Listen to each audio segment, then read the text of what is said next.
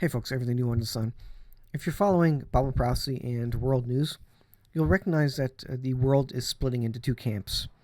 One west side camp and an east side camp, if you will, Russia, China, Iran, and other nations, Turkey.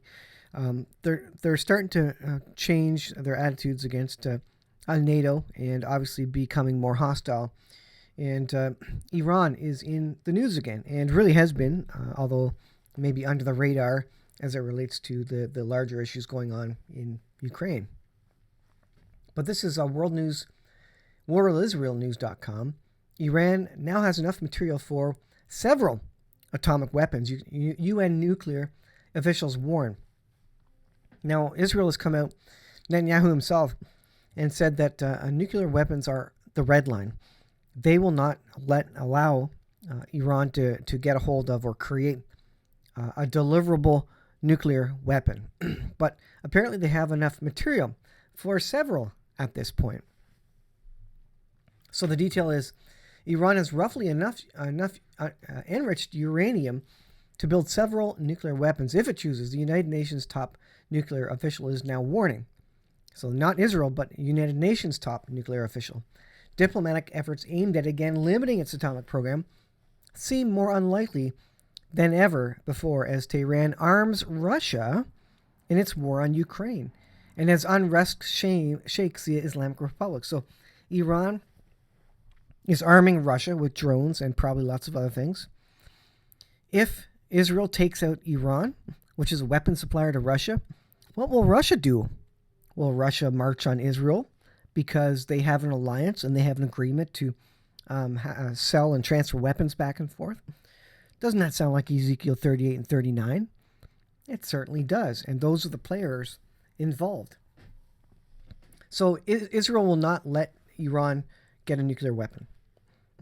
They have a lot of material though, and they're already enriching up to 60% the uranium there, and so they're very, very close. And that means the time is very, very short and getting shorter for an Israeli strike. And I think that's what's next, and in the very near future, and probably going to happen during the fog of the general world that is at war in many locations. China, Taiwan, Russia, Ukraine, obviously, which is expanding. And this is interesting. Coming out of a terror attack in Israel, what are Israelis being told to do? They're being urged to carry guns after a weekend of terror. I think as the West and Western nations realize what happens when you disarm the public, when the governments and the lefties and the liberals realize that, you know what, criminals don't follow laws and they don't care about gun laws, they don't care about getting licensed for firearms. They're going to do things illegally because that's what they're doing. They're doing illegal things. So you can create every law in the book to save your society and to prevent mass shootings and all these sorts of things. Terror attacks, etc. But at the end of the day, the criminal is not paying attention to laws. That's the definition of being criminal. So, what do you do to combat that? Well, Israel is now telling people to carry guns. Well, isn't that interesting? I thought, if you want to have a massacre-free country, you need to get rid of all guns and you need to tighten your gun laws. No, that's not what's happening in Israel. They've recognized that. Interesting. Netanyahu approves expanded gun licensing, but warns Israelis against vigilantism and taking the law into their own hands. But you know what? If you're confronted with life and death, everybody has to take the law into their own hands, whether they have a firearm or just their fists.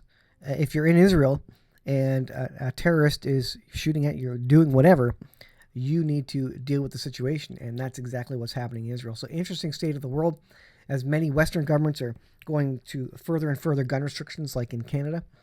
Israel is actually saying, no, take your weapons with you, take your firearms with you to prevent terror attacks. Because again, the criminals don't follow any law. So why any government would think a new law would fix a problem with firearms for illegal access and use, for any government to think that would do it is insane. I'll leave there, guys. Quick little video update out of Israel. Ezekiel 38 and 39 is coming. And I think it's even more set up. If Israel deals with Iran, Russia then is going to be really obligated, and possibly they would have to come to the defense of Iran, because Iran is supplying Russia with lots of weapons in Ukraine. So Russia does not want that supply line affected. Thanks for watching. I'll see you in the next video.